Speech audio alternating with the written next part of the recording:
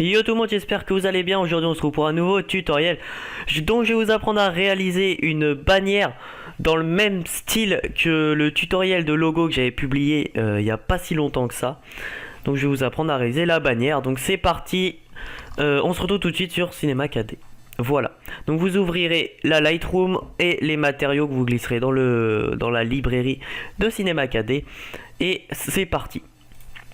Tout simplement vous allez dans mot graphe, mot texte.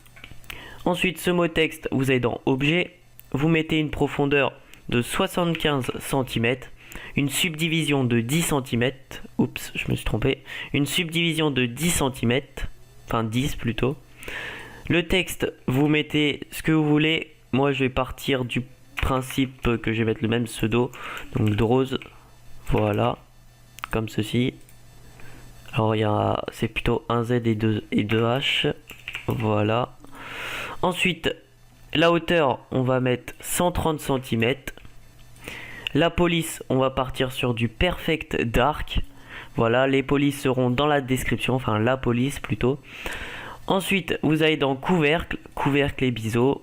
Couvercle et biseau, vous mettez étape 5, rayon 1.1 et de même pour en dessous, donc 5 et 1.1. Voilà. Ensuite, vous allez dans module externe, il vous faudra bien sûr Gribbler. Vous glissez ce texte dans le Gribbler. Voilà. Tout simplement. Vous allez dans base.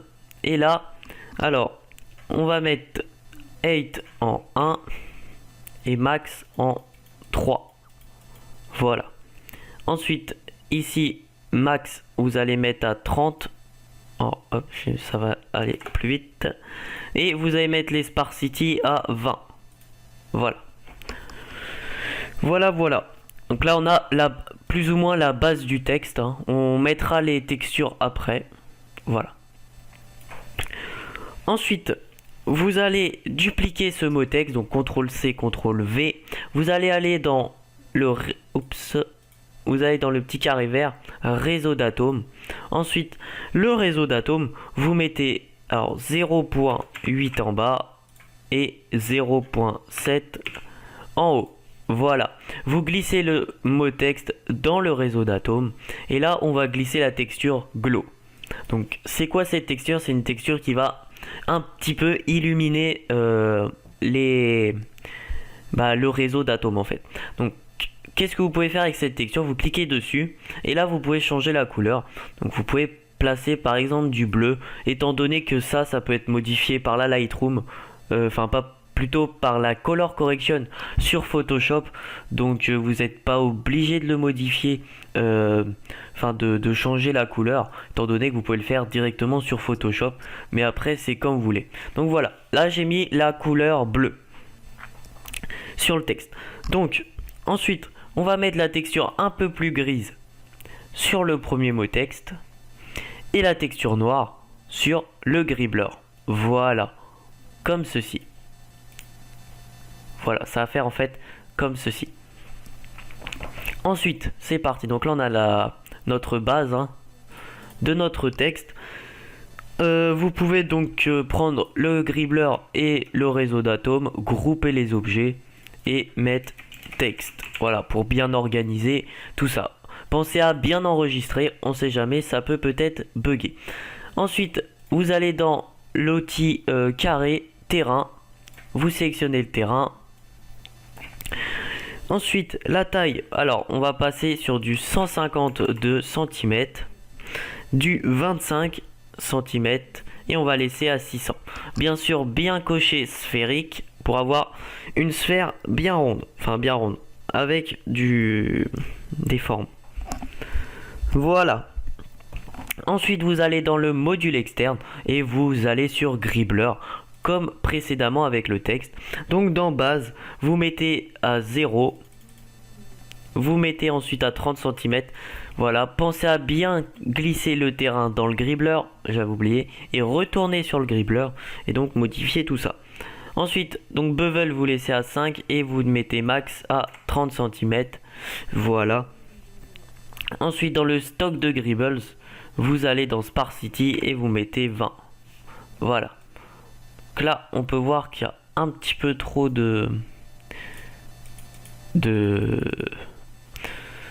comment dire, c'est un peu trop gros. Donc max gribbler, on va mettre à 0, on va aller dans base et on va mettre, au lieu de 30, on va mettre 3. Voilà, parfaitement, je m'étais trompé. Donc ensuite, vous prenez le gribbler, vous le mettez derrière le texte, voilà, comme ceci, histoire que ça fasse l'effet que le texte soit dessus. Donc hop. Ensuite, vous prenez ce gribbler, CTRL-C, CTRL-V. Mince. Vous allez sur ce gribbler, CTRL-C, CTRL-V. Vous le déplacez à gauche. Vous ouvrez, vous allez sur le terrain. Et vous pouvez le faire un petit peu pivoter pour éviter que ce soit trop régulier. Vous prenez ces deux gribblers, CTRL-C, CTRL-V. Hop, on en met un à droite. Voilà. Ensuite, CTRL-C, CTRL-V. Et puis, vous en mettez un à gauche. Voilà. Si vous voulez vraiment faire quelque chose de propre, vous pouvez changer un peu de sens comme j'ai fait précédemment. Mais moi, je vais plutôt éviter de faire vraiment dans les détails de chez détail. Sinon, on va perdre du temps. Ensuite, vous sélectionnez le texte et vous l'orientez un petit peu. Donc, on sélectionne tout. Voilà. Et on va les orienter un petit peu comme ceci. Vous prenez le texte et on va le mettre dans le... Oups. Voilà, on va mettre le texte un petit peu dedans. Voilà, comme ceci. C'est pas trop mal. Voilà. Ensuite, bien sûr, je mettrai la caméra bien prédéfinie. Donc, toc. Valider. Ensuite, donc on va rapprocher un petit peu tout ça. Alors, on va prendre celui-là. On va le bouger un petit peu. On va prendre celui-là d'après. On va le bouger. Ici, je vois plus où il est. Voilà. On va le bouger. On prend celui-là. On le bouge. Et l'autre, on le bouge. On le duplique. CTRL-C, CTRL-V. Voilà. Comme ça, on a vraiment quelque chose de tip top. Donc, fichier enregistré. Donc, sur ce terrain, alors, on va ouvrir tous les gribblers. Voilà. Donc sur le terrain, vous mettez la texture grise. Voilà. Vous maintenez la touche contrôle et vous glissez sur tous les terrains. Toc, toc et toc. Prenez la texture noire et vous la glissez sur tous les gribblers. Voilà. Comme ceci. Et on referme tout ça. Vous pouvez bien sûr grouper tous ces objets et mettre terrain. Voilà. Pensez à bien enregistrer. Ensuite, maintenant que ça c'est fait, il nous reste à mettre les petits sortes de pics. Donc, vous allez dans l'onglet carré et vous allez dans cône. Voilà, tout simplement. Ensuite, vous allez dans objet, vous mettez 0, rayon de base 15, hauteur 55. Voilà. Ensuite, vous prenez ce cône, on le met un peu en haut pour bien le voir.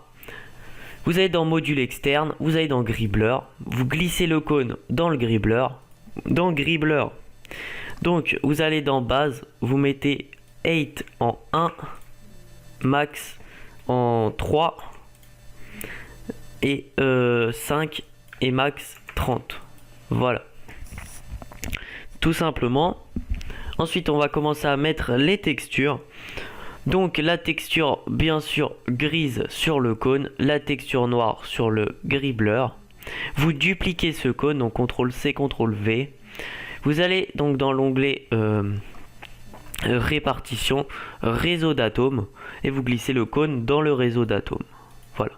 Ensuite ce réseau d'atomes, vous allez le faire comme celui du texte, donc 0.7, 0.8. Voilà. Sur ce réseau d'atomes, vous glissez la glow. Voilà. Donc voilà, nous avons donc notre cône. Ensuite, qu'est-ce que vous pouvez faire avec? Vous allez le prendre. Alors, hop, vous prenez le réseau d'atomes et le gribbler. Clic droit, grouper les objets. Et là, on va mettre cône. Voilà. Ensuite, vous prenez votre cône. Comme ceci. on le fait un petit peu pivoter. Bien sûr, vous le mettez où vous voulez. Donc vous le prenez, vous le déplacez et puis après vous le mettez bien sûr où vous voulez. Voilà. Donc faut juste qu'il y ait un petit peu le bout qui dépasse. Voilà. Comme ceci. Bien sûr vous le mettez où vous voulez. Je vais aller un peu rapidement. Donc je regarde si j'ai bien mis les bonnes textures. C'est bon. Vous dupliquez ce cône. Et vous en mettez un peu en haut, un peu sur les côtés, etc. Donc là je vais aller un peu plus vite. Parce que c'est tout simple à faire. Donc pas besoin de d'explication. Voilà, hop, vous les dupliquez, etc. Comme ceci. Voilà.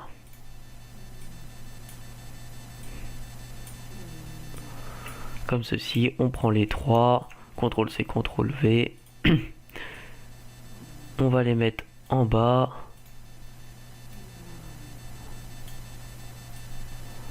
Voilà. Toc. Voilà, on va en mettre un sur les côtés. Et ce sera bon. Donc, globalement, on a fini le travail hein, sur Cinema 4D. Hop, je finis les petits détails. Normalement, les réglages de rendu seront déjà inclus dans la Lightroom. Mais sinon, je vais quand même vous montrer vite fait. Voilà, et un de l'autre côté. Et puis, je pense que ce sera pas trop mal. Hein. Après, comme je vous le dis souvent dans les tutoriels, vous avez peut-être plus de temps que moi. Enfin, ce que je veux dire, c'est que je pense qu'un tuto de 2 heures, ça vous intéresserait pas trop. Donc voilà, j'essaye de faire court. Voilà, donc la caméra a été placée tout à l'heure. Donc normalement elle sera aussi dans le fichier CKD. Donc pensez à enregistrer pour les paramètres de rendu. On va partir sur du 1920 par 1080. Enregistrer, donc vous sélectionnez votre chemin d'enregistrement. Alors moi je vais le mettre hop, là où il y a le tuto. Voilà, enregistrer en PNJ, cocher canal alpha, anti-aliasing au mieux 1x1, 2x2. Ensuite, une occlusion ambiante et une illumination globale, un effet de lueur. Donc l'illumination globale, vous pouvez mettre l'échantillon en haut, ce sera un petit peu mieux dans le... Graphiquement, ça va faire plus joli, sauf que le rendu va être beaucoup plus long. Donc moi je vais mettre en bas, parce que j'ai pas envie d'avoir un gros rendu. Pareil pour là, vous pouvez mettre haut de détail, mais ça va être long. Donc moi je vais mettre basse. Et ici adoucissement, pardon. Vous pouvez mettre en très fort, moi je vais mettre faible. Voilà. Donc je précise que c'est un tutoriel, donc c'est pour ça que je mets tout en faible. Mais si vous faites une bannière pour quelqu'un, je vous conseille de mettre le mieux que ce soit pour que la bannière soit au top. Voilà. Donc vous fermez et vous lancez le rendu. Et on se retrouve tout de suite après le rendu. Le rendu est donc terminé et on se retrouve donc sur Photoshop. Donc vous allez dans Fichier, Importer. Et vous allez donc sélectionner le render donc, que vous avez terminé. Alors, moi je l'ai mis dans vidéo YouTube, vidéo upload, je crois. Non, vidéo en projet, tutoriel, hop, hop, et voilà. Donc, hop, vous faites valider, et là on va bien le cadrer. Donc, CTRL T, affichage extra, voilà, hop, et on cadre ça. Valider, voilà, comme ceci. Donc ensuite, vous faites clic droit, pixeliser le calque, CTRL J ou CTRL C, CTRL V, ça dépend. Donc ensuite vous allez dans filtre, galerie de filtres, vous allez dans contour lumineux, vous mettez l'épaisseur à 3, la luminosité à 10 et le lissage à 5 et vous faites OK. Vous baissez l'opacité à 10%. Ensuite vous redupliquez ce même texte, filtre, atténuation, galerie de filtres, pardon. Vous allez aller dans artistique, alors je sais plus très bien où il est, alors contour accentué, vous mettez à 7, luminosité à 12 et lissage à 15, vous faites OK, vous mettez une opacité de 10% et vous faites fichier enregistrer. Voilà, ensuite vous ouvrez donc le pack de tutos qu'il y aura pareil dans la description, donc comme d'habitude. Ensuite vous sélectionnez le 1 copie. Alors hop, je vais mettre à 100 pour que vous voyez bien. Voilà, donc clic droit, dupliquer le calque, vous allez dans bannière tuto, vous faites OK. Voilà, vous le mettez tout en dessous. Alors, vous allez mettre l'opacité à 5%. Voilà. Vous allez en mettre un à gauche et un au milieu, un à droite et un CTRL-T au milieu. Voilà, juste derrière. Pensez à bien enregistrer. Ensuite, vous retournez sur le pack pour le tuto. Alors vous allez sur ça, alors je vais le mettre à 100 pour vous montrer, bien sûr, vous, ce sera tout bien préparé. Donc vous faites clic droit, dupliquer le calque et vous sélectionnez bannière tuto, vous faites OK. Vous le mettez au-dessus des particules et vous mettez l'opacité à 5%. Voilà, vous faites fichier enregistré, vous allez dans le pack pour le tuto, vous prenez le 7 copie, donc hop, je le montre, voilà, c'est des particules, donc clic droit, dupliquer le calque, bannière tuto, OK. Voilà, vous le laissez ici. Alors là, on va baisser donc à 50%, CTRL T, on va en mettre un à gauche, on le duplique, un à droite, on le duplique, donc CTRL C, CTRL V ou CTRL J comme vous voulez. Voilà, fichier enregistré. On retourne sur ce pack de tuto, on duplique celui-là, donc je le mets à 100 pour vous montrer. Clic droit, dupliquer le calque, bannière tuto, OK. Voilà, vous le positionnez bien. Voilà. Ensuite, vous le mettez au-dessus du texte et vous le mettez à 5%. Voilà. Ensuite, vous allez prendre le orange 2. Hop, je le mets à 100% à chaque fois pour bien vous montrer à quoi ça ressemble. Clic droit, dupliquer, bannière tuto, OK. Voilà, là il est bien positionné, donc CTRL T, quitte à un petit peu l'agrandir sur les côtés. Voilà. Vous mettez à 8%. Voilà. Vous allez dans le pack pour le tuto. Vous prenez les trois lumières, donc clic droit, dupliquer, bannière tuto, OK. Voilà. Ensuite, vous faites apparaître les trois, CTRL T et alors, on va déjà enlever, voilà. Vous allez prendre le red 2, vous allez le faire apparaître, CTRL T et vous le positionnez au milieu. Voilà, vous agrandissez un petit peu sur les côtés. Voilà, validé. Ensuite, vous prenez le blue light copy, vous faites apparaître, CTRL T, vous en mettez un au-dessus. Voilà, vous le dupliquez, vous en mettez un à gauche, vous le dupliquez, vous en mettez un à droite. Voilà. Donc pour dupliquer, CTRL J ou alors vous allez dans les paramètres et vous programmez pour que ce soit CTRL C, CTRL V, c'est comme vous voulez. Vous faites apparaître le red light, CTRL T, on va le mettre au-dessus. Voilà, comme ceci. Vous le dupliquez un à gauche, vous le dupliquez un à droite. Voilà. Alors, on va retourner sur le orange 2. On va le mettre à 100%. Et vous allez faire CTRL U. Voilà. Et on va mettre la teinte en bleu. Alors. Voilà. Vous faites OK. Et on va le remettre en 8%. Vous faites fichier, enregistrer. Et pour le final, vous prenez la CC, clic droit, dupliquer le groupe, bannière tuto. OK. Et c'est là que je vous parlais qu'on peut changer. Donc, la couleur. Alors, je vais vous expliquer. Donc, vous faites apparaître. Voilà. Vous faites affichage, vous enlevez les extras. Donc, tout simplement, vous pourrez... Alors, je vais juste essayer de remettre, voir ce que ça fait. Si je change de couleur, donc, ça fait pas grand chose. Si ce n'est... Donc voilà, je vais le mettre comme ça change un petit peu. Vous le mettez en plus 27 et en saturation. Voilà, luminosité. Voilà, donc plus 27, plus 30 et plus 6. Donc mettez sur pause hein, si vous voulez. Vous faites OK. Et cette color correction donc, a l'air un petit peu magique. Vous ouvrez cette color correction, vous allez dans change.